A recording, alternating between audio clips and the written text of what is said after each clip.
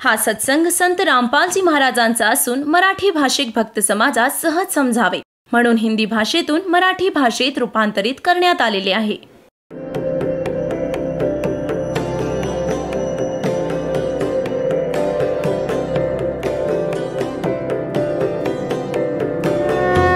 और ज्ञान सब ज्ञान डी कबीर ज्ञान सो ज्ञान और जैसे घोड़ा तोब कायम करता चले मैदान.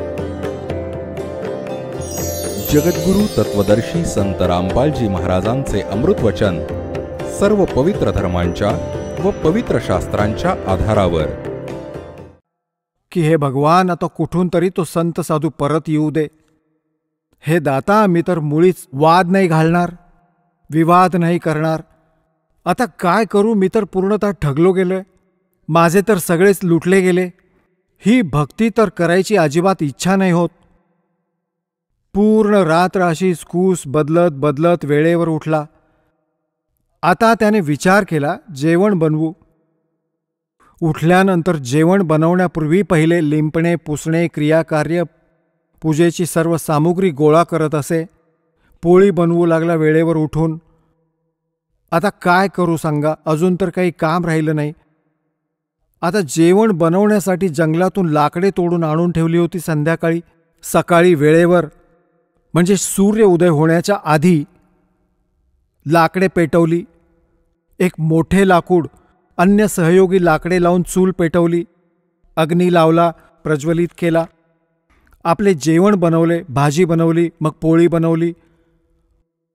हळूहळू ते लाकूड जळत जळत चुलीजवळ आले, मागचा भाग त्याचा. तोपर्यंत सूर्य उदय होऊ लागला. प्रकाश खूप चांगला झाला. आता त्याची दृष्टी कुठे गेली? त्या मोठ्या लाकडाच्या मागच्या भागाकडे. टोकावर ती पोकळ होती, आतून पोकळ होते आणि त्याच्यात मुंग्या होत्या. मुंग्या आपली अंडी घेऊन घेऊन बाहेर पडत होत्या आणि त्या लाकडाच्या मागच्या भागावर काही अर्धवट ओले असल्यामुळे, जळाल्यामुळे एक तरलसा पदार्थ तेलासारखा उकळत होता. त्याच्या मागच्या भागावर एक थोडेसे अर्धवट ओले लाकूड असेल थोडे बहुत, तर त्याचा एक असा तरल पदार्थ मागे उकळत होता, मागच्या भागावर उकळत राहतो. आता तर पुढे अग्नी चालू होता. बाहेर निघायचा प्रयत्न करतात तर त्यावर पडून पडून तिथे जळत आहेत, पटपट मरत होत्या. आता त्याचे लक्ष गेले, ए तेरी की जुल्म केला. ओ हो, हे तर मोठे घोर पाप झाले.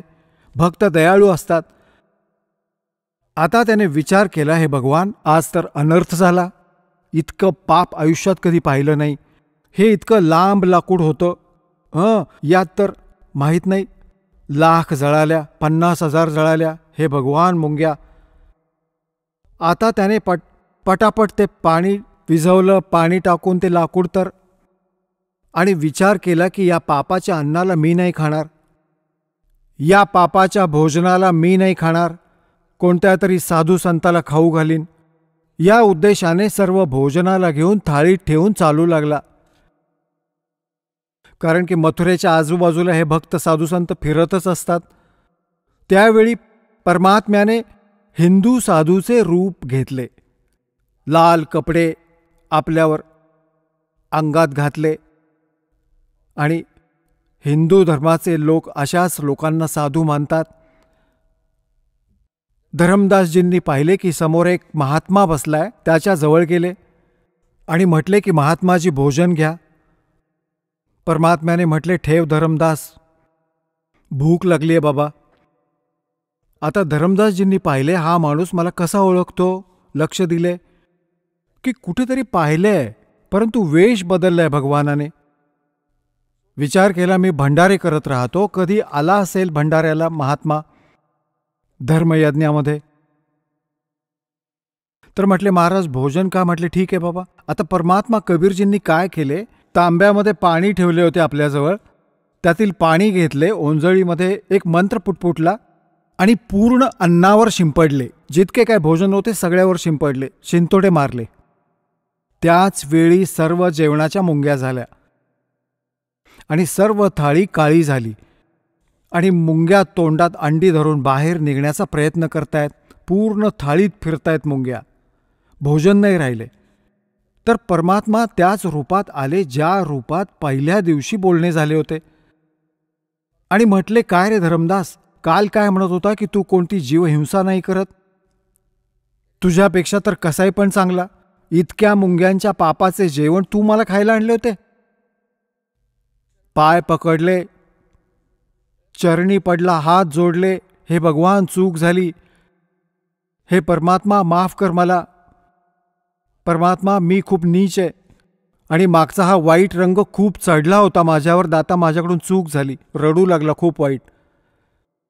हे भगवान मला काही अजून ज्ञान सांगा, तुम्ही तर इकडचे नाही ठेवले ना तिकडचे, मी तर पूर्ण रात्र कूस बदलत काढली दाता. तेव्हा परमात्म्याने सांगितले, आता ऐक, ज्ञान ऐकवतो, की जी साधना तू करत आहेस बाळा ती तुला घोर नरकात टाकणारी आहे. कुठून चालत आलायस तू? बांधवगडहून आलो महाराज. बांधवगड मथुरेपासून किती दूर आहे? की जवळजवळ 800 किलोमीटर, 700-750 किलोमीटर. कशाने आला आहेस? की मी पायी चालत आलोय महाराज.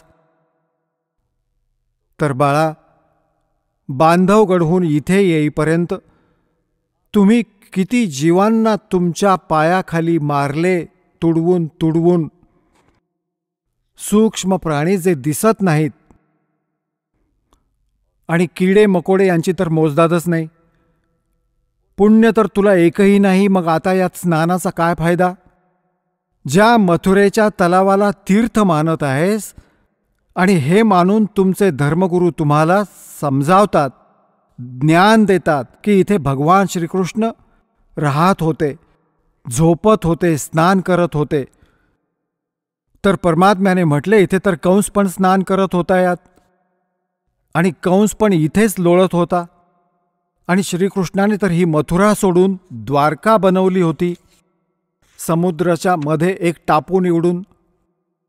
तिथे राहत असत, तिथे का नाही जात तू? ते खूप दूर पडत असेल.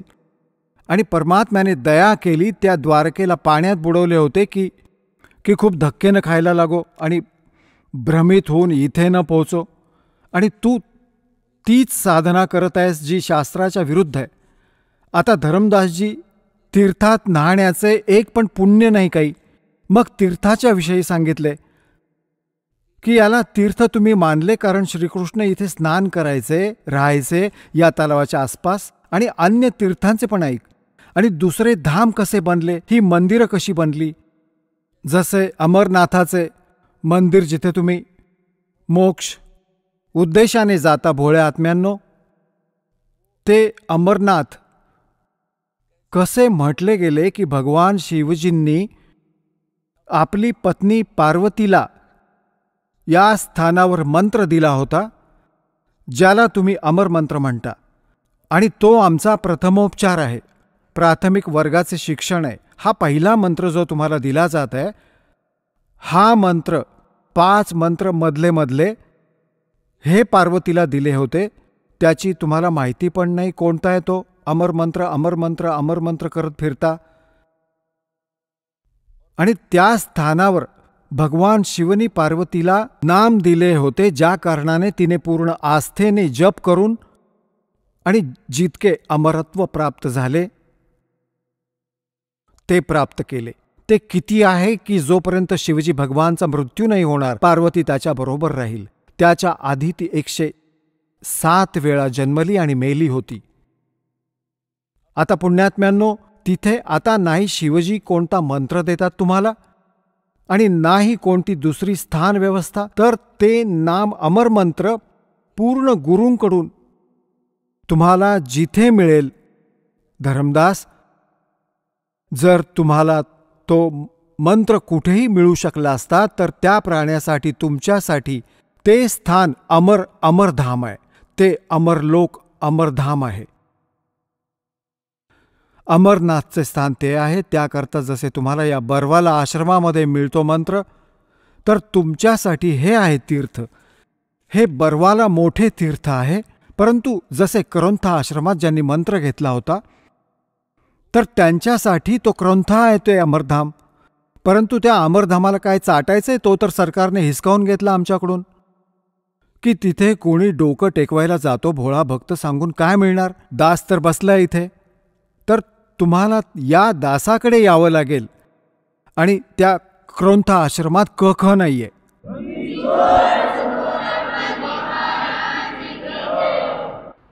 तर अशा प्रकारे त्यांना समजावून मग सांगितले.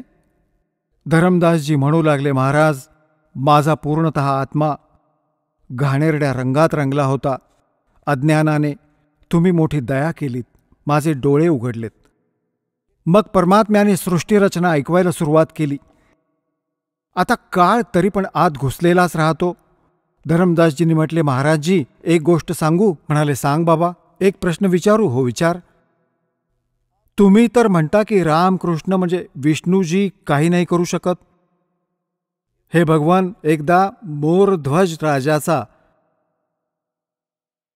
पुत्र तामरध्वज कर्वतीने चिरून श्रीकृष्णाने पुन्हा जीवित केला होता. भगवान सांगा, आम्ही कसे मानायचे की त्यांच्यात शक्ती नाहीये? परमात्म्याने सांगितले, मी हे नाही म्हटले की त्याच्यात शक्ती नाहीये, परंतु हे तुम्हाला मोक्ष नाही देऊ शकत. तुमच्या प्रारब्धांच्या कर्माचा नाश नाही करू शकत. तुमच्या येणाऱ्या ज्या कर्मांचे कष्ट लिहिले आहेत, मृत्यू आहे, त्याला टाळू नाही शकत. हे परमात्म्याने म्हटले की जसे मोरध्वज राजाचा पुत्र तामरध्वजाला तर श्रीकृष्णाने कर्वतीने चिरून मृत्यू झाल्यानंतर त्याला जीवित केले, शरीर पण सेट केले, जोडले जसेच्या तसे. इतकी शक्ती तर आहे त्यांच्यामध्ये. परंतु याचा सख्खा भाचा अभिमन्यू प्रथम दिवशी युद्धात मारला गेला होता, चक्रव्यूहात. सुभद्रा श्रीकृष्णाची बहीण होती, अर्जुनाबरोबर लग्न झालं होतं. आणि पहिल्याच दिवशी अभिमन्यू मेला होता. श्रीकृष्ण रडला, सुभद्रा रडली, 5ही पांडव रडले, त्यांचा कुलनाश होत होता. तेव्हा तुझ्या श्रीकृष्णजींनी जिवंत का नाही केला तो अभिमन्यू? आता धरमदास परत सुन्न झाला. हे भगवान, हे काय कारण होते? आमच्या तर ही गोष्ट कधी ध्यानात पण नाही आली आमच्या तर. तर परमात्माने म्हटले की बेटा, अभिमन्यूची आयुष्य इतकेच होते, प्रारब्ध इतकेच होते, आणि त्या तामरध्वजाचे आयुष्य शिल्लक होते. तो तर मध्येच जाऊन पंगा घेतला होता तुझ्या श्रीकृष्णजींनी आणि जीवित केले. तो तर जीवित होताच, त्याचे आयुष्य शिल्लक होते. आणि याला जीवित नाही करू शकला कारण त्याचे आयुष्य शिल्लक नव्हते. यासाठी हे तुमच्या प्रारब्धात तुमच्या कर्माच्या कष्टांना नाकारू नाही शकत, संपवू नाही शकत. आता सांगायचा भाव आहे की परमात्म्याने मग सृष्टीची रचना ऐकवली. धरमदासजी परत थोडेसे अपरिपक्वतेने बोलले. म्हणू लागले, महाराजजी, जसे सुदाम्याचे थोडेसे पोहे खाऊन एक महाल बनवला होता सुंदर. मग परमात्मा सांगू लागले, अरे तुझी बुद्धी तर खूपच खड्ड्यात पडली आहे बाळा. अरे काय मोठं काम केलं, एक महाल बनवलं. तर एक मंत्री महाल बनवेल आपल्या मित्रासाठी आज, आणि इथले मंत्री लोक, राजे लोक बनवतील. याने तर काय मोक्ष झाला सुदाम्याचा? ना मोक्ष श्रीकृष्णाचा, जन्म मृत्यू ना श्रीकृष्णाचे मिटले, ना सुदाम्याचे, त्याच्या पुजाऱ्याचे.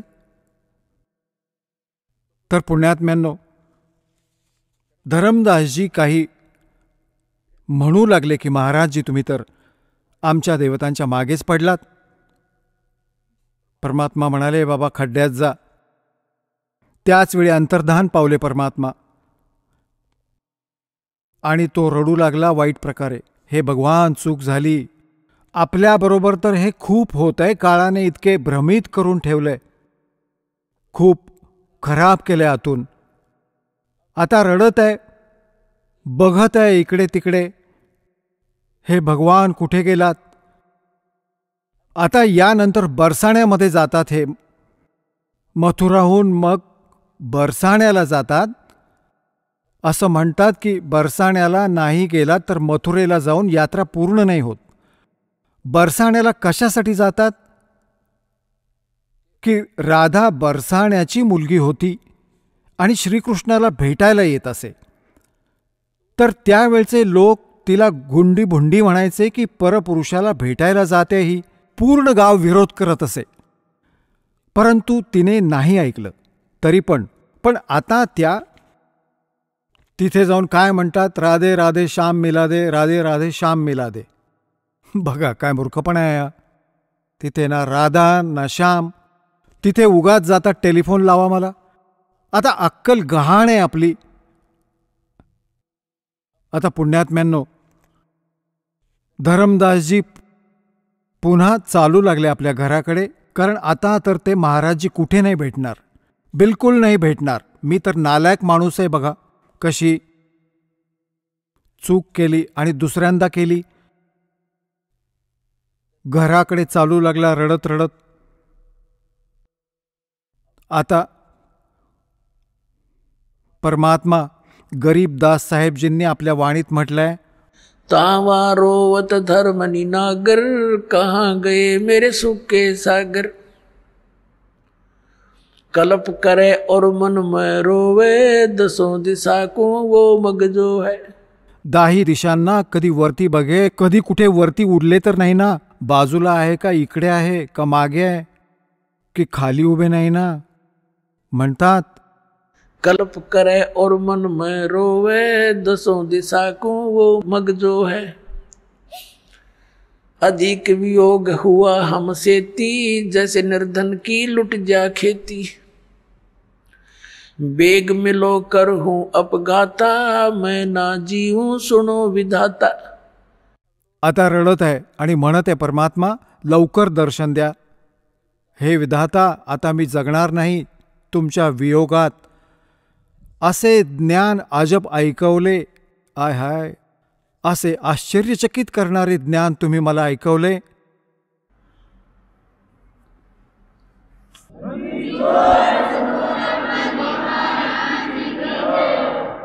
आता रडत रडत घरी आला. सगळा शर्ट अश्रूंनी भिजला होता. 2, 3, 4 दिवसांनी आपल्या घरी पोहोचला. त्याच्या पत्नीने पाहिले की भगतजींना तर 1 महिन्यानंतर यायचे होते. 2 महिन्यांची यात्रा होती, 2-3 महिन्यांची. सर्व तीर्थांवर जायचे होते. परत कसे आले, खूप वाईट रडत आहेत. तेव्हा आमनी देवी नाव होते त्या धरमदासजींच्या धर्मपत्नीचे. तिने म्हटले, काय झाले भक्तजी, कसे परत आलात? तो ऐकत नव्हता. तो तिच्या बोलण्याचे उत्तर नव्हता देऊ शकत. तो रडत होता खूप वाईट. इतके आतून हृदय भरभरून येत होते त्याचे. शब्दच फुटत नव्हता. आणि आपल्या घराच्या मध्ये जाऊन आणि खोलीत जाऊन जमिनीवर पडून खूप वाईट रडत होता, जसे कोणी स्वजन मेले आहेत. आता आमनी पण रडायला लागली बसून. काय घटना घडली भक्तासोबत? तर तिने विचार केला आपल्या मनाने. कारण धरमदासजी होता सढळ हातांचा, आमनी देवी होती थोडीशी कंजूष प्रकारची. हा धर्म खूप करत असे. भंडारे साधू संतांना बोलवायचा, साधूंना कंबळ वगैरे बरोबर देत असे.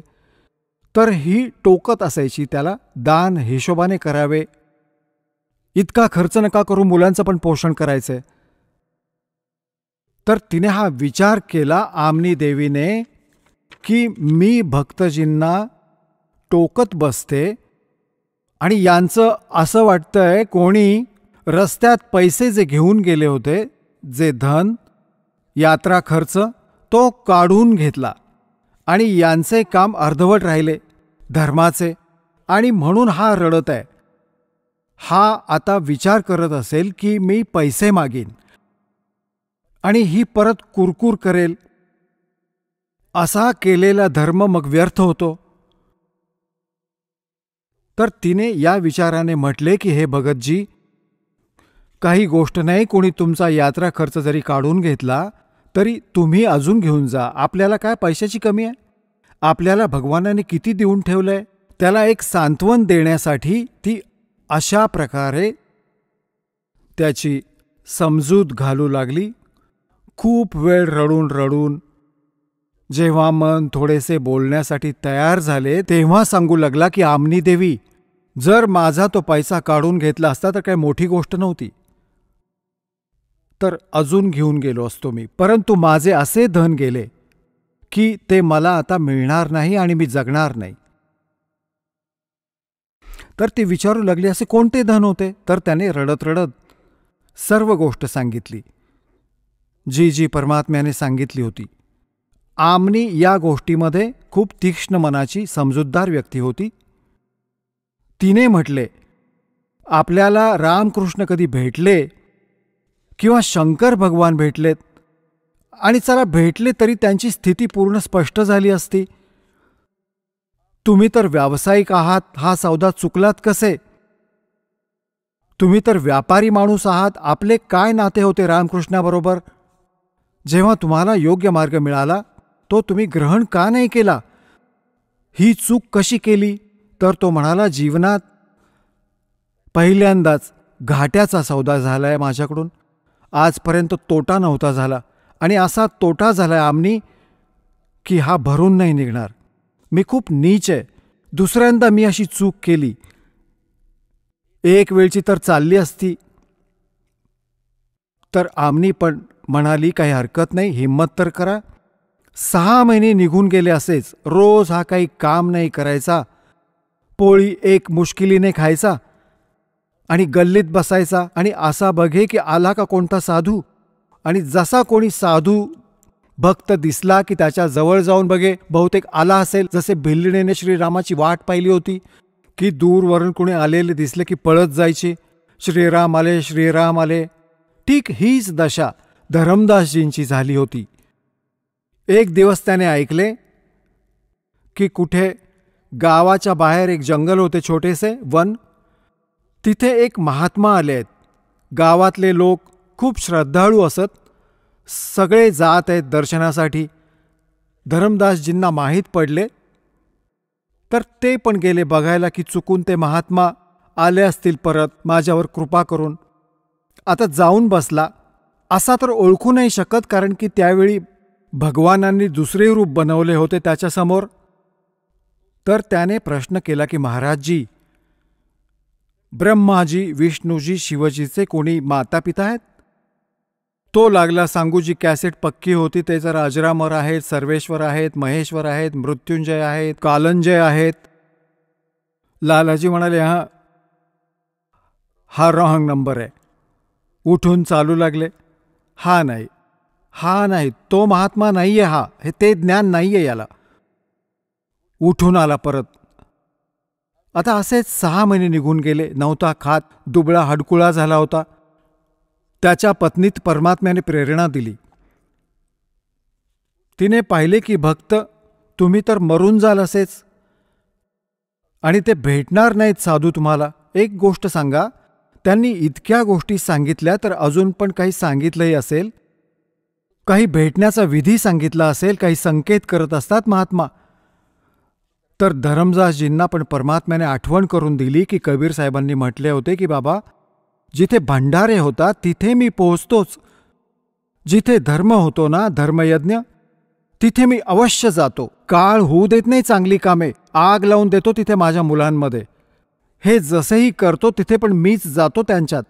बिचाऱ्यात आस्था बनून राहू दे भगवानाची यासाठी. तर त्याने ही गोष्ट सांगितली आमनीला. आमनी म्हणाली, तर मग झालेच काम, तुम्ही भंडारा करा. तुमच्याकडे धन तर भरपूर आहे, परमात्म्याने दया करून ठेवली आहे, सेठ आहात तुम्ही तर, आणि भंडारा करा. आता तिने म्हटले होते एका दिवसाचा, त्याने 3 दिवसाचा केला, कारण सढळ हाताचा होता. की जर एका दिवसात नाही आले गुरुजी महात्माजी, 3 दिवसांचा धर्म भंडारा केला आणि खूप दूरपर्यंत चिठ्ठ्या पाठवल्या. आता साधू संत आले पहिल्या दिवशी, आणि धरमदासजी ते तर आपले जसा सर्पाचा मणी हरवला तर तोच बघत राहतो, तसे भंडारा खाणारे खात आहेत, खायला घालणारे खाऊ घालतायत, आणि तो असे बघत जात आहे. बघितले की नाही आले. पूर्ण दिवस गेला. परत बसून रडला पूर्ण रात्र. सकाळी परत हीच स्थिती राहिली. दुसऱ्या दिवशी पण. तिसऱ्या दिवशीची दुपार झाली, आणि आतूनजी वास्तविक हाक हृदयातून साथ त्याने घातली की हे परमात्मा, आज दर्शन द्या आपल्या दासाला, नाहीतर सकाळी तुमचा दास जिवंत नाही राहणार, आत्महत्या करेन, आत्महत्या करून मरेन, माझ्याकडून जगले नाही जाते. ती भक्ती मी करू नाही शकत आणि पुढचा कोणता रस्ता मिळाला नाही या जीवनात, याचे काय करू मी? असेच पशुसारखे जीवन जगून हा शेवटचा निर्णय त्याने हृदयापासून केला. ते तर अंतर्यामी आहेत की आज गोष्ट बिघडेल. एक कदंबाचे झाड होते, जिथे तो भंडारा चालू होता तिथून 100 फूट दूरवर परमात्मा येऊन तिथे विराजमान झाले सतलोकातून चालत. एका मिनिटात इथून तिथे पोहोचतात आणि धरमदासजी बघतच होते. कोणी साधू संत तिथे बसलेल्यांना बघून मग इकडे तिकडे पाहिले तर समोर काय पाहिले की हो हे बसलेत. एकदम पळत पळत गेला आणि जवळून पाहिले की हे तेच स्वरूप, जिंदा महात्म्याचे रूप. चरणात पडले आणि असं छातीशी कवटाळलं, जसं बालक कसं कवटाळतं, बालक जसं कवटाळतं आपल्या मात्यापित्यांना चिकटतं तसं. आणि म्हणू लागले महाराज, ते डोळ्यात पाहिले, अश्रू भरलेले होते, हे परमात्मा माफ करा, इथून सोडून जाऊ नका आपल्या दासाला. त्याला असे झाले की हे निघून नको जायला, सोडणार नाही यांना, मग काही पण करीन, काही करायला लागू दे. तर परमात्मा म्हणू लागले, काही गोष्ट नाही बाळा, मी तुझ्यासाठी आलोय आणि असं कर, या सर्वांना जाऊ दे, माझा भेद नको सांगू, उल्लेख नको करू. कारण परमात्म्याला माहीत होते जर यांच्यात 1-2 डोकं फिरलेले साधू असतील ना अडाणी, इथे त्याच्यासमोर सांगितले तर उलटसुलट बोलून याला सगळे खराब करतील. तर परमात्म्याने सांगितले यांना बाहेर काढ पटापट. आणि तो हात जोडून, महाराज जाऊ नका, हो नाही बाळा, माझे वचन आहे, नाही जाणार. तर पटपट येऊन त्यांना निरोप दिला, जे द्यायचे होते ते देऊन, महाराजजी चला, दासाची झोपडी आहे. आता घरी घेऊन आले भगवानांना. आमनी देवी ला म्हणू लागले की ये आले, मला मिळाले माझे धन. एक आसन दिले बसायला, भगवान बसले. कबीर साहेब पती पत्नी दोघे एक एक पाय पकडून आणि परमात्म्याच्या पायाशी बसले. आमनी देवीने म्हटले, महाराजजी तुमचा भक्त तर खूप कोमल मनाचा आहे, इतकी कडक परीक्षा नव्हती घ्यायला पाहिजे होती. हे तर रडून रडून मेले असते, मी थोडीशी हिंमत देत होते यांना. परमात्म्याने म्हटले, बाळा याला मी दुःखी यासाठी केलं की हा काळाचा वकील बनला होता. मी जे पण ज्ञान देत होतो हा उलटा वाचत होता. आता जसे लोखंडाला गरम करतो कारागीर आणि बरोबर गरम झाले की त्यावर घाव मारतो तर जे पाहिजे ते बनवू शकतो, आणि थंड लोखंडावर सर्व काही घाव जरी मारले तरी तो परिणाम नाही होत. तर बाळा हे लोखंड गरम केले मी, आता जे काही वचनाचे घाव मारीन हा सर्व स्वीकार करेल, जे मला पाहिजे ते हा बाळ स्वीकार करेल. नाहीतर 2 दिवस झाले होते डोके फोडून. हा म्हणेल आणि नाही म्हणून पडायचा. आता सगळे मानेल, हो म्हणाला, सर्व मानेन, बिलकुल मानेन. मानण्याची गोष्ट होती. लालाजी होता, पक्क हो म्हणे. दोघांनी नाम घेतलं, दीक्षा घेतली. परमात्मा म्हणाले, बाबा ठीक आहे, मी जाते, परत भेटीन. म्हणाले, अच्छा महाराज लवकर या. आता काय केले परमात्म्याने? त्याने मनात विचार केला. सारी कथा ऐकलेली होती की कोणत्याही प्रकारे तो लोक दिसू दे. परमात्मा आपला साक्षीदार बनवू पाहत होते. त्या आत्म्याला काढले सूक्ष्म रूपात येऊन आणि सतलोकात घेऊन गेले. मागे धरमदासजी बेशुद्ध झाले. 3 दिवस व 3 रात्रीपर्यंत बेशुद्ध पडून होते, मेले नव्हते. हृदय धडधडत होते, श्वास चालू होता, परंतु बेशुद्ध होते. नातेवाईक एकत्र जमले, आजूबाजूचा गाव जितके काय ते सगळे लोक आले, कारण की शेठ होता. जंतर मंतर झाडा केला, सगळी औषधे जडीबुटी केली, काही आराम नाही पडला. आणि परमात्मा काढून घेऊन गेले सतलोकात. सर्व स्थिती दाखवली जशी परमात्म्याने अन्य आत्म्यांना दाखवली होती. आदरणीय मलुकदास साहेबजींना, आदरणीय नानक साहेबजींना, आदरणीय दादू साहेबजींना, आदरणीय गरीबदास साहेबजींना, गावचुडानी जिल्हा झज्जरवाल्यांना. आदरणीय घिसादास साहेबजी, गाव खेकडा, जिल्हा मेरठ, उत्तर प्रदेशवाले, यांना हे तर दासांच्या माहितीत आहेत. बाकी अजून तर बऱ्याच जणांना, पुण्यात्म्यांना बरोबर घेऊन गेले असतील. तर असे धरमदासजींना सगळे दाखवून परत सोडले तिसऱ्या दिवशी. आणि धरमदासजी जेव्हा उठले, शुद्धीत आले, महाराजजी कुठे आहेत, महाराजजी कुठे गेले, कुठे गेले, अरे कुठे गेले. आता घरातल्यांनी विचार केला, चला भगवान हा जिवंत तर आहे, हा जिवंत तर झाला. आणि परमात्म्याने सांगितले होते की मी काशीमध्ये विणकराचे काम करतो आणि सतनाम देईन, तिथे ये. तर तो कुठे थांबणार होता, सरळ पोहोचला तिथे काशीमध्ये. तिथे पाहिलं, भगवानाच्या पाया पडले आणि मग सर्व गोष्टी झाल्या. आता पुण्यात्म्यांनो, दास काय सांगू इच्छित होता सुरुवातीला, की आपण जे आहात किती पुण्यकर्मी प्राणी आहात. परमात्म्याने त्यावेळी सांगितले होते, धरमदासजींनी जेव्हा पाहिले होते डोळ्यांनी सर्व, आणि म्हटले, भगवान तुम्हाला पाहिले, सर्व स्थितीची माहिती झाली, ब्रह्मा विष्णू महेशशी माझे बोलणे तुम्ही करून दिले, हे आपोआपच आमचा नाश, जन्ममृत्यू होतो. तर याचा अर्थ परमात्मा, वेद आणि जितकी पण कुराण पुराण वगैरे सर्व खोटे आहेत. तेव्हा परमात्म्याने म्हटले, बाळा ये वेद और किताब झूठे नहीं भाई, झूठे है ये समझे नाही. यातच सर्व काही लिहिलंय माझ्याविषयी आणि सच्चाई तर आहे यात. सर्व काही ब्रह्मा विष्णू महेश यांचा जन्म मृत्यू होतो, यांचे माता पिता आहेत, या पुराणात सर्व लिहिलंय. परंतु बाळा अजून याला उघड नको करूस. आणि मग जेव्हा कलियुग 5500 वर्ष संपून जाईल, तेव्हा मी या माझ्या या बाळांना माझ्या महिम्याने परिचित करीन. तर धरमदास म्हणाले, हे भगवान, आता तर कलियुगाचा चांगला काळ आहे आणि मधली पिढी येईल, तोपर्यंत कलियुगात लोक खूप बिघडतील. परमात्मा, आज तुमचे म्हणणे मानायला कोणी तयार नाही, त्यावेळी कोण स्वीकार करेल. तेव्हा परमात्म्याने म्हटले, त्यावेळी मी सगळ्यांना शिक्षित करीन आणि बाळा तेव्हा मी स्वतः येईन आणि या सर्वांना यथार्थ ज्ञानाने परिचित करीन. तर पुण्यात्म्यांनो, धरमदासजींना समजावले की धर्मदास मेरी लाख दुआई, ये सार नाम की दबार ना जाई, और सार नाम बार जो पढ़ी बिचली पेडी हंसनी तरही. मग परत दुसऱ्यांदा सांगितले की धर्मदास मेरी लाख दुआई, ये मूल ज्ञान की दबार ना जाई. हे जे ज्ञान मी तुला सांगितलंय ते असं उघड नको करूस, नाहीतर ये बिचली पेडी हंसनी तरही. मूल ज्ञान तू तब तक छुपाई जब तक ये द्वादश पंथ मिट जाई.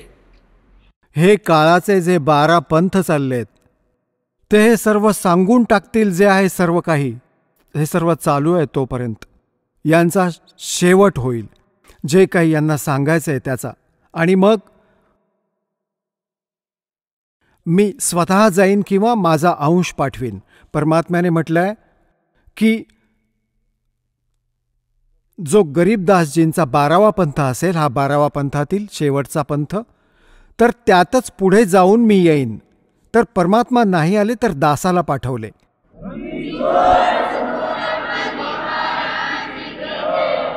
तर पुण्यात्म्यांनो, ही ती वेळ आहे. आज जे परमात्म्याने 5500 वर्षांपूर्वी म्हटले होते की धर्मदास, जोपर्यंत ती वेळ येत नाही ती निश्चित नाही येणार. असे तर माझे वचन असे वाटतील की जशा निराधार गोष्टी आहेत, परंतु ती वेळ येईल तेव्हा बघ, सगळ्या मुलांना सतनाम देईन, सगळ्यांना ज्ञानाने परिचित करीन आणि पूर्ण विश्वात एक माझेच ज्ञान राहील, एकच भगवान राहील.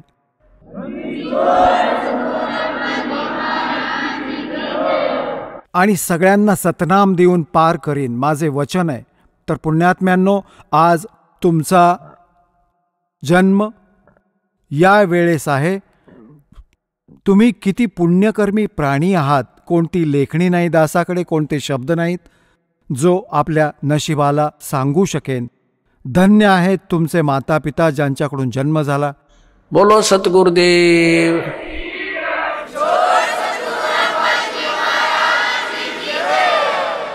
चला आता आपण त्या श्रद्धाळूंचे अनुभव जाणून घेऊया ज्यांनी जगद्गुरू तत्वदर्शी संत रामपालजी महाराजांकडून नामदीक्षा प्राप्त केलेली आहे, तसेच त्यांच्याद्वारे सांगितलेल्या भक्ती मार्गावर चालत आहेत. नमस्कार सत साहेब. आपलं नाव? ज्ञानेश्वर बोर्डे. आपण कोठून आलात? निंबोरा, मुक्काम पोस्ट निंबोरा, तालुका जिल्हा अकोला, महाराष्ट्र. आपला व्यवसाय काय आहे? माझा व्यवसाय शेती आहे. माझ्याकडं 6 एकर शेती आहे. सर, संत रामपालजी महाराजांच्या शरणात येण्यापूर्वी आपण व आपला परिवार कोणती भक्ती साधना करत होतात? संत रामपालजी महाराज यांच्या इथे येण्यापूर्वी आम्ही आणि आमचा परिवार, आई वडील आणि आम्ही, आई ही आमचे जसे अकोला जिल्ह्याचे आराध्य दैवत श्री संत गजानन महाराज यांचे खूप सेवा करायची. आणि त्यांना जसं एकादशी, तिला उपवास, गजानन महाराजचे जे प्रगट दिन, हे जेवढं आहे तिथं सेवा करायची मंदिरात जाऊन. आणि घरी पण गजानन महाराजचा खूप हे चालायचा. जसं गजानन महाराजचे जसं स्तोत्र असते, स्तोत्र वाचन आणि जे काही गजानन महाराजचं असेल ते खूप भक्ती करायची. आणि वडील आहेत, वडील जसे पंढरपूर, त्यांचे 20 वर्षापासून पंढरपूर आषाढी एकादशी, त्यांचे ते एकादशी आली की त्यांना ते पंढरपूरला एक वारी पण हुकायचे नाहीत. ते कसंही पैसा करा, तुम्ही कर्ज काढा, कुठलंही काही हे करा, पण तरी ते पंढरपूर जायचं म्हणजे जायचं. आणि माझा स्वभाव असा होता की मला हे कुठलंच याच्यावर माझी भिस्त बसत नव्हती. मी देवाला जोपर्यंत बघत नाही तोपर्यंत मी मानणारा माणूस नव्हतो. पण जगाची परंपरा अशी की बा जिथं आई वडील गेले तिथं मुलाला जावंच लागेल, लाजी शरमेनं हे सर्व कामं करावं लागत सोबत जाऊन. मला कुठं असं मंदिरात गेलं तर कुठं असं दर्शन घ्यावं असं अजिबात मनापासून तर माझी इच्छा नव्हती. काही दिवसांना आमच्या घरी जसं महालक्ष्म्या बसत, तर महालक्ष्मीचा वर्षानुवर्ष कार्यक्रम चालू आहे, त्याचा महालक्ष्मीचा भंडारा आमच्या घरी होत जा दरवर्षी. आणि नवरात्रीत 9 दिवस आमच्या घरी नवरात्र बसायचं. सकाळ संध्याकाळ पूजापाठ व्हायची आणि आखरी दिवशी हा गाव भंडारा आमच्या इथं व्हायचा. गाव भंडारा व्हायचा. आमच्या मोठ्या आईच्या अंगात जसं जुने लोक म्हणतात देव हे ते येतात, लोक त्यांच्या पाया लागायचे. तर मी स्वतः त्याच्यात इन्व्हॉल्व, म्हणजे माझे त्याच्यात जायची इच्छा होईना. मी कधीच त्यांचे चरण स्पर्श केले नाहीत. लोक दुरून दुरून ते चरण स्पर्श करत, पण मला लोक असे म्हणत तुला समजत नाही, तू वेगळाच राहतो, तुला देवभक्ती हे तुला कधी कळेल. मी म्हटलं देव तुम्ही कुठं, जिथं गोट्याला शेंदूर लावला तिथं तुम्ही सांगता की देव आहे. ते गोट्याचे देव तुम्हाला काय, केव्हा तुमचं काम, म्हणजे कामात कधी पडते का? मनुष्य जेव्हा कामात पडतो तसा हा देव तुमच्या गोट्याचा देव आहे. तुम्ही तिथे खर्च करतात तर तुमच्या कधी कामात पडेल. जोपर्यंत परमात्मा आपल्याला साक्षात भेटत नाही तोपर्यंत मी तसं म्हणतो की मला देव मी कशालाच मानणार नाही. तर असं करता करता आई वडील हे माझ्याकडून खूप, त्यांना जो हे घ्यायचा होता की बा माझा मुलगा मोठा झाल्यावर हे करेल, की माझी भक्ती हा घेणार, की माझे बाबा माझी पंढरपूरची वारी मी म्हणजे माझं जायची समजा मी म्हातारा झालो तर मी पंढरपूरची वारी करू शकणार नाही, तर माझ्या मुलानं केली पाहिजे. तर मी त्यांना साफ सांगितलं तुम्ही तुमच्याजवळ होत असेल तुम्ही करा, माझ्याजवळ होत नाही, मी हे देवाचं काम करत नाही. तर घरी मी आता स्वाभाविक आहे जसं गणपती बसवतात, मी कधी गणपती माझ्या घरी बसवला नाही. मुलगा असून वडील म्हणत का रे बा तू, मी म्हटलं नाही, मला म्हणजे मनापासून माझी इच्छा आहे हे नव्हतीच, म्हणजे भिस्तच नदी बसत की हे देव आहेत म्हणून. तर असं एवढं मग त्यांना मी विचारलं प्रश्न की बाबा तुम्ही एवढी भक्ती करता, पंढरपूरची वारी करता, तिथून नाही तर आई तुम्ही गजानन महाराजचं, तिथून शिव आमचं जसं इष्टदेव हे महादेव आहेत, सर्वांची देवाची पूजा करता, तर परिस्थिती तुमची आहे जे होती परिस्थिती तेच, पण तरी तुम्हाला दुःख काय येतात, तुमच्या संसारात हे दुःख काय येऊन राहिले, एवढे दुःख तुमची भक्ती करता तर मग तुम्हाला दुःख काही ना काहीतरी तुम्हाला म्हणजे भगवंतांना तुमच्याकडे पाहिलं पाहिजे, तुम्ही एवढी भक्ती करू राहिले. तर आपण असं बोललो की घरी कसं थोडं वादविवाद व्हायचे. नंतर माझं लग्न झाल्यानंतर तर एवढा या गोष्टीचा हे होत आहे की माझी जे भगतमती आहे ते आता या गोष्टीपासून थोडी दूर होती, तिला पण माझ्यासारखंच हे देवाचं एवढं काही आवडत नव्हतं. तर आता घरी याच्यापासून वादविवाद चालू झाले. वादविवाद एवढे झाले की आमचं म्हणजे शेतीतून घरी आम्ही आलो आणि संध्याकाळी जेवायच्या आधी एका जागी जमा झालो की काही ना काही वाद घरी सकाळ संध्याकाळ चालूच राहायचा. त्याला मी कंटाळून गेलो. शेवटी कंटाळता एक दिवस असा आला की आई म्हणाली, बाबा तू तुझं बघ, मी माझं बघतो. मी तर ठीक आहे, काही हरकत नाही, पण मी तरी तुझ्या याच्यात मी हे इन्व्हॉल्व होणार नाही. आता कसं आहे, घरी महालक्ष्मीचा भंडारा होता, मी त्यात इन्व्हॉल्व नाही झालो, मी त्यातलं काही केलं नाही. तर यांनी सहज ते अलग निघाले, आम्ही अलग राहिलो. एवढं करूनही तरी माझी भगतमती म्हणे, बा आता कसं आहे, थोडं त्यांचंही ऐकावं लागेल. आता मला कसं आहे, थोडं आईवडिलाचं ऐकावं लागेल, थोडं माझ्या भगतमतीचं ऐकावं लागेल. तर हे थोडं कम्पेअर मॅच करता करता त्यांना आजपर्यंत मी चालवलं, पण घरी अजूनही सुख आणि समाधानी मी बघितली नाही. सर, जसं तुम्ही सांगत आहात की आपण एक नास्तिक व्यक्ती होतात, कुठल्याही प्रकारच्या देवी देवतांवर आपला विश्वास नव्हता आणि आपले वडील या उलट देवी देवतांच्या आहारी गेले होते. ते पंढरपूरला जात होते, विठ्ठलाची भक्ती करत होते. आपली आई ही गजानन महाराजांची भक्तिणी होती आणि तुम्ही मात्र एक नास्तिक होतात. तर संत रामपालजी महाराजांचं ज्ञान आपल्याला कसं कळालं आणि आपण संत रामपालजी महाराजांच्या छत्रछायेखाली कसे आलात? सर, माझं लग्न 2012 साली झालेलं आहे. 2012 साली माझं लग्न झालं. लग्न झाल्यानंतर मी 5 ते 6 महिन्यानं सासरवाडीला गेलो. 5-6 महिन्यानं सासरवाडीला गेलो तर तिथं संध्याकाळी जेवढे जे भगत लोक होते, ज्यांनी नाम घेतलेलं होतं, ते सर्व तिथं आले आणि त्यांना असं वाटलं की बा आता यांना थोडं आपण ज्ञान समजून सांगू. तर ते मला समजायला म्हणजे रात्री 9:30च्या सुमारात सर्वजण बसले आणि सांगायला लागले की बा तुम्ही देवाला मानत ना, आम्हाला माहीत पडलं तुम्ही जसं देवाच्या विरुद्ध आहात. मी म्हटलं हो, आपल्याला हे सर्व काही बुवाबाजी जमत नाही. तर मग त्यांनी मला पूर्णपणे समजून सांगितलं.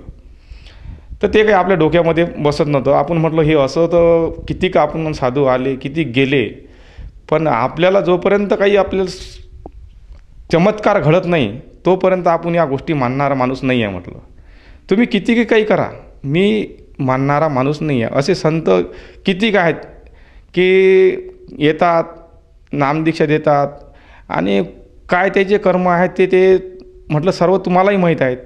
त्याच्या नावाचे काय नंतर डंके वाजतात. मी या उद्देश म्हणजे माझ्या मनात थोडं पाप, मला माहीत नव्हतं हे ज्ञान काय आहे. मग तेव्हा ठीक आहे बा की हे पुस्तक घ्या, ज्ञानगंगा पुस्तक वाचा. याच्यात जर नसेल समजत तर तुम्ही साधना चॅनल पहा. त्यावेळेस साधनाचे कार्यक्रम येत होते आणि 7:30 ते 8:30 थोडा टाईम काढून बघा आणि तुम्ही थोडं ज्ञान समजून घ्या.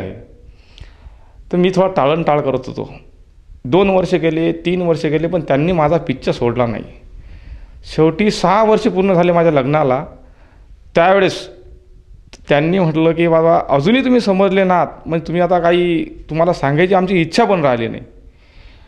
तर मग म्हटलं आता असं हे तर जेवढे आपल्यासाठी मग जीवतोडून सांगून राहिले हे, पण आपल्या मनात म्हणजे आपण समजून काम नाही राहिलं. पण म्हटलं माझं एक हे होतं, कारण मी नास्तिक जसा माणूस होता, माझं एक आतमधून एक हे होता की जोपर्यंत आपल्याला काही चमत्कार दाखवू शकत नाहीत तोपर्यंत आपण मानूच शकत नाही की हे परमात्मा आलेले आहेत. सर, जसं तुम्ही सांगत आहात की आपले जे सासरची मंडळी होती ती आपल्याला संत रामपालजी महाराजांच्या ज्ञानाबद्दल वारंवार सांगत होते आणि असं असतानासुद्धा तुम्हाला ते ज्ञान त्यावेळेस कळालं नाही. मग आपल्याला संत रामपालजी महाराजांची अनुभूती किंवा त्यांचं ज्ञान कसं कळालं आणि आपण त्यांची शरण कशी ग्रहण केली? सरजी, मला मूल हवं होतं. मी जवळपास 3 ते 4 वर्ष दवाखाना केला. त्याच्यानंतर बुवाबाजी, जसं बा कोणी सांगे की इथं या देवाजवळ जा, त्यांचा प्रसाद घ्या, त्यांचं थोडं ते सांगतात तसं तुम्ही करा, तुम्हाला या उद्देशानं मुलगा होईल. खूप केलं जिथं ज्यांनी सांगितलं. शेवटी मुलासाठी जसं म्हणतात ना काही करावं लागते, तर ठीक आहे म्हटलं बा तेवढं. आज म्हणजे मी काही न करणारा माणूस, म्हणजे देवाला न मानणारा, मुलाअभावी मला झुकावंच लागलं.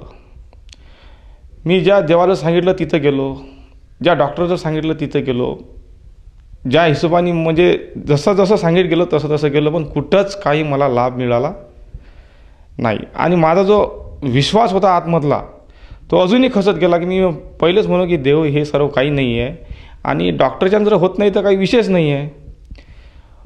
मग असं करता करता एक दिवस मी सत्संग, माझे भगतमध्ये सत्संग घरी ऐकत होती आणि मी त्या सत्संगामध्ये ऐकता म्हणजे बसलो. थोडा बाहेरून आलो, मी ते सत्संग लावत होती आणि घरात थोडा वादिवाद चालूच होता. ते तिला माहीत होतं की जसं तिला तिच्या आईने सांगितलं होतं की थोडा सत्संग ऐकत जा आणि याचं थोडं ज्ञान तू समजून घ्या. सांगितलं. म्हणजे ठीक आहे म्हटलं. बा आता एक काम करा, आता हे सर्व बाजूला ठेवा आणि मी तर मनाचा पापी होतोच, मला तर फक्त मी परीक्षा घेणार, म्हणजे परीक्षा घेऊन राहिलो, संत रामपालजी महाराज यांची परीक्षा घेऊन राहिलो. ठीक आहे म्हटलं, एक काम कर, तू नाम घेऊन घे. तिला मग नाम घ्यायला मी पाठवून दिलं. नाम घ्यायला तिला पाठवलं, तिनं नाम घेतलं आणि तिनं मला सर्व सांगितलं की बा हे असं असं आहे, तुम्हाला ह्या अटी करावं लागतील, मला हे चालत नाही. ठीक आहे म्हटलं. मुलापुढे मला झुकावंच लागलं. काही दिवसांनी आमच्या घरात वादविवाद चालू झाले. घरचे लोक आधी घरी समजा आई वडील हे सर्व धार्मिक, हे देव मानणारे, आणि आता हे आल्यानंतर इकडे जे आमची भक्ती होती म्हणजे आमची भगतमध्ये हे त्याच्या विरुद्ध थोडं विरुद्ध होती. तर इथं आमचं थोडं म्हणजे घरातल्या घरात चांगलीच तू मग हे ते चालू झाली. घरावालीनं मला विरोध केला. आता मला इथं घराच्या भगतमतीला सांभाळावं लागे, तिकडे आईवडिलाला सांभाळावं लागे घरात एकटा असल्यामुळे. तर त्यांना सांभाळलं. नंतर मग असं करता करता मला खूप माझे दिवस एवढे खराब गेले भगतमतीचे, माझ्यापेक्षा माझ्या भगतमती दिवस पहिले खराब गेले. तिला खूप म्हणजे त्रास सहन करावा लागला माझ्यापासून, आईवडिलापासून. त्यावेळेस माझी भगतमती आज जोडली. तर मग बाजूच्या बा हे भलकुकड्या मार्गात गेले. मुलगा झाला तर ठीक आहे, माझ्या घरचीला म्हटलं, नाहीतर म्हटलं मी तुला आणणार नाही तिथून माहेरी गेल्यावर. परमात्मानं अशी दया केली की मुलगा झाला. मुलगा झाला तर घरचे सर्वले आनंद झाला. माझ्या भगतमतीला समजा तिचा विश्वास, दृढ विश्वास झाला. मुलगा झाला, मला पण खुशी झाली. चला म्हटलं बा मुलगा झाला तर मी वचन दिलं तर माझ्या घरचीला, जर बा मुलगा झाला तर सर्वात पहिले नाम मी घेणार. तू तर घेतलंच आहे, पण नाम म्हटलं मी पण घेतो. मुलगा झाल्यानंतर भगतजीचा फोन आला, मुलगा झाला. मी म्हटलं हो मुलगा झाला. त्यावेळेस माझ्या डोळ्यातून तिथं दवाखान्यात अश्रू यायला लागलं की आपण ज्या परमात्म्याला आपण एवढं म्हणजे वेगळ्या विचारानं बघत होतो आणि त्यांनीच आपल्यावर दया केली. आपण आज एवढं हिंडलो फिरलो, आपल्याला काहीच लाभ नाही झाला. तर मग त्या दिवशी मला एवढा पश्चाताप आला की खूप मला म्हणजे आतमधून माझ्याच्यानं सांभाळला पण नाही जावे. नंतर आम्ही घरी गेलो. मी शेतात गेलो. रात्री 9:30 वाजेपर्यंत बसलो. थोडं काम होतं शेतात माझ्या. तर तिथं यूट्यूबवर मी बघालो सत्संग, ऐकून राहिलो महाराजजीचा. तर जसे महाराजजी इथं एक दासांनी विचारलं तुम्ही इथं कसे का आले, तर त्यांनी सांगितलं बा आणि तुम्ही सर्व हे कसं काय करून राहिले, तुमचे भक्त तुमच्या विरुद्ध म्हणजे खूप जुळून राहिले. त्यांनी सर्व ज्ञान त्यांनी त्या दासाला सांगून राहिले गुरुजी. तर त्या सांगता सांगता त्या गुरुजीनं असा शब्द काढला की अगर इसमें कुछ झूठ होगा तो इस दास की जबान कूट जाए, असं त्या गुरुजींनी तिथं वर्णन केलं संत रामपालजी महाराज यांनी. त्यावेळेस रात्री 9:30 पावणे 10 वाजले होते आणि तो दिवस होता 8/9/2020. तर त्या दिवशी माझ्या म्हणजे एकदम राहवल्याच नाही गेलं माझ्याकडनं आणि मी ताबडतोब फोन केला की मला 10:30-11ला फोन केला की मला नाम दीक्षा घ्यायची आहे. तर यांनी मी ज्यांच्या माझ्याकडे कॉन्टॅक्ट ना भगतजी त्यांना फोन केला. त्यानं ठीक आहे उद्या येऊन जा, तुम्हाला मी नामदीक्षा देतो. आणि मग दुसऱ्या दिवशी आलो. तर 9/9/2020ला मी संत रामपालजी महाराज यांची दीक्षा घेतली. सर, जसं तुम्ही सांगत आहात की संत रामपालजी महाराजांची गुरुदीक्षा आपण त्यांच्या यूट्यूबवर जेव्हा तुम्ही सत्संग बघितलं त्यावेळेस आपल्या मनामध्ये काही संत रामपालजी महाराजांबद्दल प्रेम जागृत झालं आणि त्याचप्रमाणे तुम्ही एक परीक्षा म्हणून त्यांच्याकडे बघितलं आणि त्यांनी तुमची जोडी भरून दिली आणि तुम्हाला पुत्र प्राप्त झाली. तर या अनुषंगाने तुम्ही संत रामपालजी महाराजांच्या मार्गात आले. तर आज संत रामपालजी महाराजांची जी भक्तिविधी आहे, जी भक्तिसाधना आपण करत आहात, त्यातून आपल्याला व आपल्या परिवाराला अन्य काही लाभ प्राप्त झालेत का? सरजी, 9/9/2020 या दिवशी मी नामदीक्षा घेतली. नामदीक्षा घेतल्यानंतर मी माझ्या सासरवाडीतून घरी जात होतो. दुपारचा टाईम म्हणजे 12 ते 1 वाजला होता. माझ्या गाडीवर 2 मुली होत्या, एक 4 वर्षाची, एक 8 वर्षाची आणि मी. जात असताना रस्त्यानं असा ॲक्सिडेंट झाला की विचारता सोय नाही. जे मागचे गाडीवाले होते आणि समोरचे गाडीवाले रस्त्यानं गाडी म्हणजे टू व्हीलरवाले घेऊन चाललेले होते. 2 मुली सोबत होत्या. आणि जे इथून मला सांगितलं होतं की हे मंत्राचा तू जाप करा, ते हेडफोन माझ्या कानात चालू होते आणि मंत्र जाप माझा रस्त्यानं चालू होता.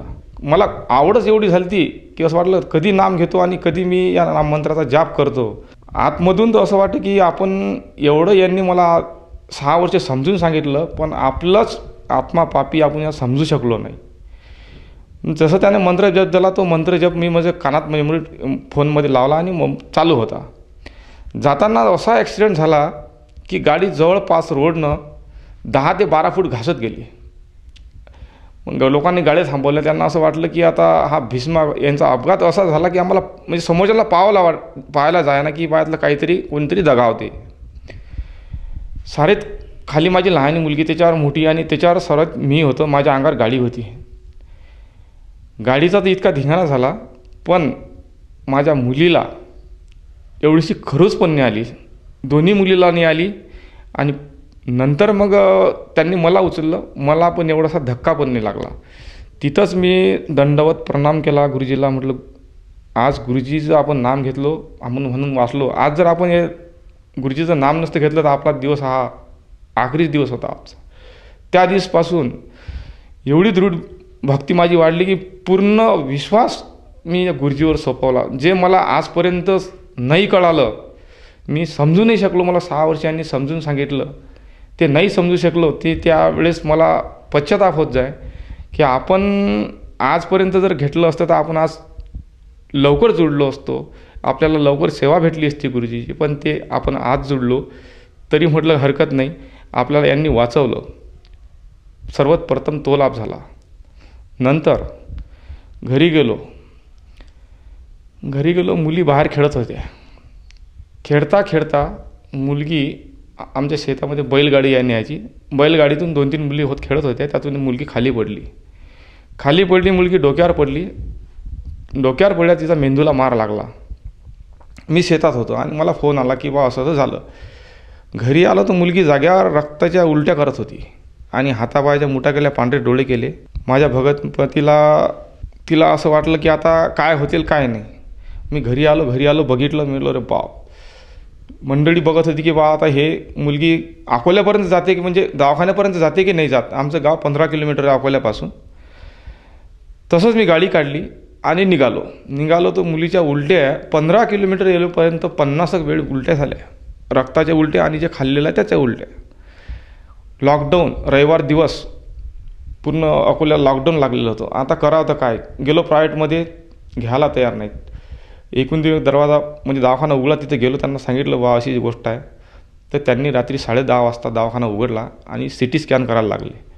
तर ते डॉक्टर म्हणत बा तुम्ही CT स्कॅन करायच्या आधी पहिला ॲडमिट करा. मी म्हटलं सर ॲडमिट करा तुम्ही, CT स्कॅन याच्यासाठी करा की रिपोर्ट आपल्याला आपले काय झालं नेमकं हे समजलं पाहिजे. ते म्हणत बा हे क्रिटिकल केस आहे, तुम्ही इथं ठेवू नका, तुम्ही डायरेक्ट मेन हॉस्पिटलला न्या. मी म्हटलं जे काय होईल ते इथंच तुम्ही काय जे करायचं ते करा. तुमच्यावर काय मी तुम्हाला काय लिहून द्यायचं आहे ते मी लिहून द्यायला तयार आहे. मी आणि माझी भगत ते दोघं सोबत होतो.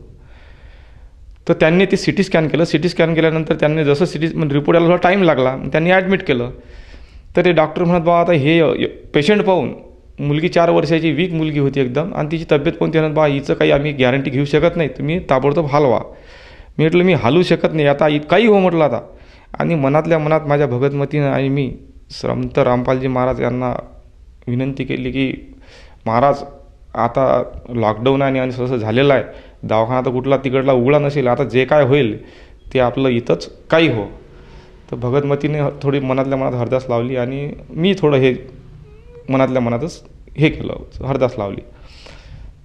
रिपोर्ट आल्यानंतर त्या डॉक्टरने सांगितलं की बा सकाळपर्यंत तुमच्या मुलीचं आम्ही गॅरंटी घेऊ शकत नाही, तुम्हाला हलवायचं असेल तुम्ही सरकारीमध्ये नेऊ शकता. 1.5 घंट्यानं रिपोर्ट आला. रिपोर्ट बघितला डॉक्टर साहेबांनी. रिपोर्टमध्ये एक थोडासा डच्चू पण मेंदूला म्हणजे काहीच मार नाही. मग डॉक्टरने विचार केला, अरे एवढी परिस्थिती गंभीर, मुलीला CT स्कॅन करेपर्यंत रक्ताच्या उलट्या चालू घरापासून आल्यापासून, आणि हिचा मेंदूला म्हणजे कुठलंच काही मार नाही. पण हे मग त्यांनी तो रिपोर्ट आम्हाला दाखवला की बा मुलीला तर तुमच्या काही मार वगैरे काहीच नाही आहे, तर हे झालं कसं. त्यांना आम्ही पुरी स्टोरी सांगितली. हे तर बा तुम्ही ज्या देवाची सेवा करता, ज्या देवाची तुम्ही भक्ती करता, त्याची तुम्ही अजून आराधना करा, तुम्हाला त्यांनीच वाचवलं. मग मला तर एकदम साक्षात तिथं रडू आला की म्हटलं आपल्या याच्या आधी जर आपल्याला कमी जास्त काही झालं असतं तर आपण काहीच करू शकलो नाही. ज्यापासून आपण रामपालजी महाराज यांच्या याच्यात आलेलो आहो, नामदीक्षा घेतलेली आहे, त्यापासून आपल्याला त्यांनीच तारलं. जे संकट आले हे संकट त्यांनीच आपले दूर केले, आणि त्या संत रामपालजी महाराजमुळेच आपण इथं मुलगी जिवंत आहे. विशेष म्हणजे आम्ही तिघही मुलगा, 2 मुली आणि मी ॲक्सिडेंटमधूनही वाचलेलो आहो. तिसरा लाभ म्हणजे आम्हाला मुलगा लागत होता, आम्हाला मुलगा पण दिला. एवढे सारे लाभ मिळत गेले की रोजचे जर सांगता गेलो तर खूप रात कमी पडेल एवढे आम्हाला अनुभव येत गेले. तर आता आम्ही पूर्णपणे संत रामपालजी महाराज यांचीच पूर्ण भक्ती चालू आहे. सर, जसं की तुम्ही सांगत होतात की तुम्ही एक नास्तिक व्यक्ती होतात आणि केवळ संत रामपालजी महाराजांना तुम्ही एक परीक्षा माध्यमातून परखून बघण्यासाठी त्यांची नामदीक्षा घेतली. परंतु जेव्हा आपण ही नामदीक्षा घेतली त्यानंतर आपल्याला व आपल्या परिवाराला बरेचसे असे सुख प्राप्ती झालीत. तर या अनुषंगाने जे आपले मित्रपरिवार आहे, जे आपले आप्तेष्ट आहे, जे आपले नातलग आहेत, तसेच जो श्रोतावर्ग आज आपल्याला बघत आहेत, त्यांना आपण काय संदेश द्याल? सरजी, मी स्वतः एवढा नास्तिक असताना मला एवढे लाभ झालेले आहेत की मला मुलगा झाला, मी ॲक्सिडेंटमध्ये वाचलो, माझ्या मुली 2 ॲक्सिडेंटमध्ये वाचल्या, घरी वातावरण एकदम अनुकूल झालं, घरची परिस्थिती चांगली झाली. एवढं सारं मी नास्तिक असताना मावर संत रामपालजी महाराज यांनी दया केली. तर मी तर सर्व भक्त म्हणजे माझे नातलग, रिलेटिव्ह जे काही आणि जनसमुदाय यांना हे प्रार्थना करतो की एवढा जर मी नास्तिक असतानाही माझ्यावर एवढे उपकार श्री संत रामपालजी महाराज यांनी मला दया केली की अतोनात दया केली, याचा मी तुम्हाला सांगू शकत नाही. पण मला असं वाटते मी जर 6 वर्ष मूर्ख आणि पापी आत्मा समजू नाही शकलो या ज्ञान, तर आता आपल्या घरी चॅनलवर, TV वर, YouTubeवर श्री संत रामपालजी महाराज यांचे तुम्ही प्रवचन ऐका. ज्ञानगंगा जगण्याचा मार्ग हे पुस्तक वाचा. त्यात तुम्हाला श्री संत रामपालजी महाराज यांनी एवढं ज्ञान त्यांनी सांगितलं की ते आपण थोडं समजून घ्या. एवढं समजून घेत असताना TV वर तुम्ही एक थोडा अर्धा घंटा द्या, जीवन मग एका दिवसातला अर्धा घंटा द्या. जीवन तुमचं जे तुम्ही आजपर्यंत जे केलं, माझ्या नास्तिकनं जे एवढं करून समजा एवढी दया केली, तर आज तुम्ही माझ्यापेक्षा पुण्यवान व्यक्ती असाल. तेवढं तुम्ही ज्ञान समजून घ्या आणि आपल्या श्री संत रामपालजी महाराज यांचे जसे चॅनलवर तुमच्या चालतात त्याच्यावर तुमचे स्क्रीन येते, त्या स्क्रीनवर पट्टीवर नंबर येतो, तो नंबर त्याच्यावर फोन लावा. फोन लावून नामदान सेंटरला तुम्ही तिथं नामदीक्षा घेऊ शकता. ते नामदीक्षा घेतल्यानंतर आपल्या जीवनाचा तुम्ही मोक्ष करून घ्या. धन्यवाद. सतसाहेब.